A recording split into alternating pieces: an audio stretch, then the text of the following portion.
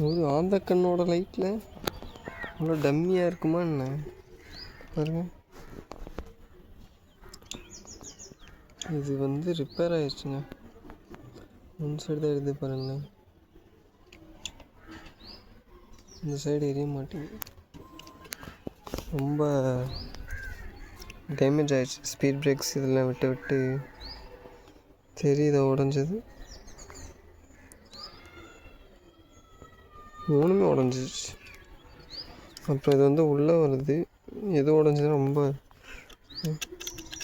இந்த லூஸ்